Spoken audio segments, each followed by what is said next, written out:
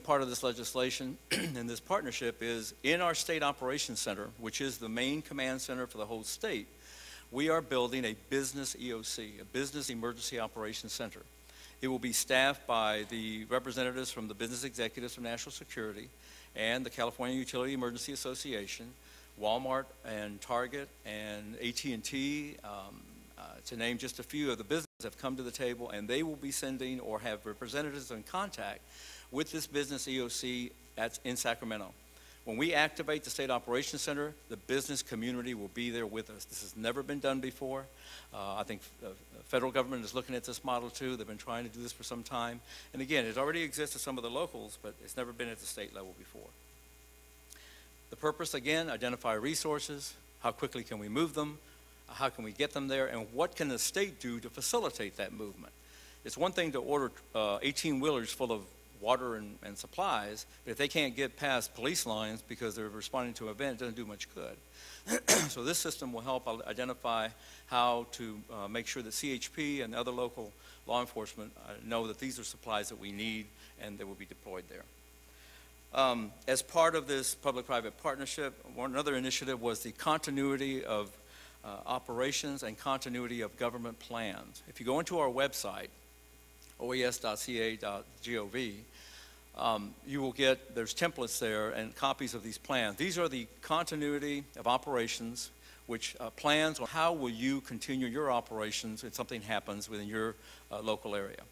And then continuity of government for cities and counties and the state. How is government going to continue should there be a devastating event? Major lesson in the 1989 Loma Prieta earthquake for Oakland.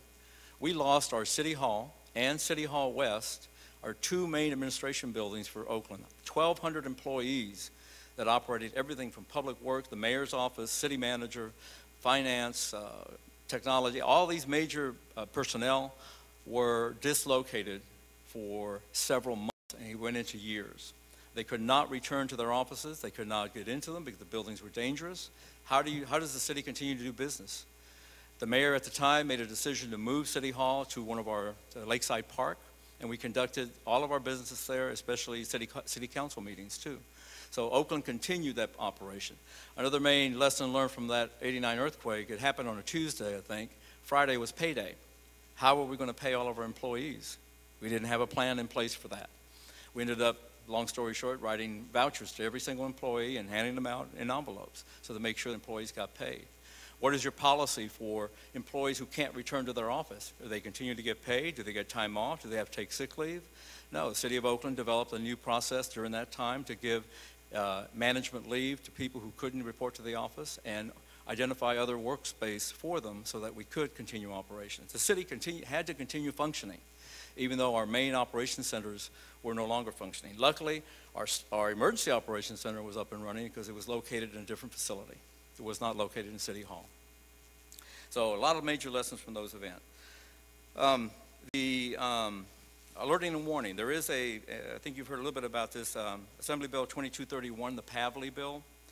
The Pavley Bill is a result of some communications and discussions we've had with the communications industry about the use of cell phone technology, alerting and warning systems, and primarily alerting and warning system. How do we alert the public? How do we get the message out to people when they need to be evacuated, they need to be moved, or just receive information? So the Pavley Bill has identified OES to put together a task force made up of representatives from government and private industry to come up with recommendations on what we can do to develop a statewide alerting and warning system.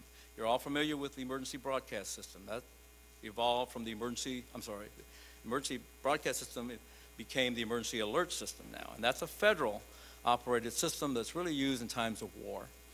And while it works and it does have its pluses and minuses, it doesn't really have the needs that we have, especially you have at the local level, the need to communicate with special populations and with the community at large.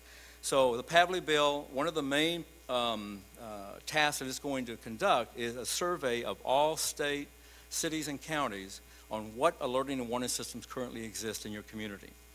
I didn't look at the agenda closely, but if you haven't if it wasn't presented to you, you should take a look at the system that was developed here in the East Bay. The cities of Oakland, Hayward, San Leandro, and San Francisco got together and organized an alerting and warning system using sirens and the AM radio station specifically assigned to each city. With that system, we were able to not only turn the sirens on, but have people dial to a certain radio station to get a message that was given by local officials, from the mayor or the city managers. San Francisco upgraded their siren system a few years ago. Berkeley is still working on theirs, but they also have a system for the campus, but not for the rest of the city. So here's an example of a siren system that works. However, it does have its problems and its flaws. You need to work back closer with the disabled community and the people with special needs. It's one thing to alert people, but then you need to give them a message. That message needs to be delivered in a way that they understand it, so public education is a very big component of it. So Pavley is going to help us assess what's out there in the state, who has what, who has tsunami warning systems and who has fire danger warning systems, who has a reverse 911 system. Reverse 911 has worked very well in some of these fires, especially down in San Diego. So there are systems out there that we need to look at. There are systems out there and technology out there that we need to take advantage of. And the Pavley bill is going to allow us to do that. Kind of in closing, because I am almost out of time, I do want to leave you with one message, especially those of you who represent local government. One thing that I do need to continuously remind people at the local level, and because I came from the local level, and so it's very near and dear to me, is that all of you mayors, city managers, county administrators, don't forget that your offices of emergency services or emergency management, however you're designed and have it designed in your particular jurisdiction, you need to make sure that they have access to you as the chief executive officer and to your department heads. And they should, in my opinion, they should be part of your department heads. Offices of emergency services need to have an ongoing dialogue with every department head, because it's not just about response, folks. It's about preparedness, planning, recovery, and more importantly, mitigation.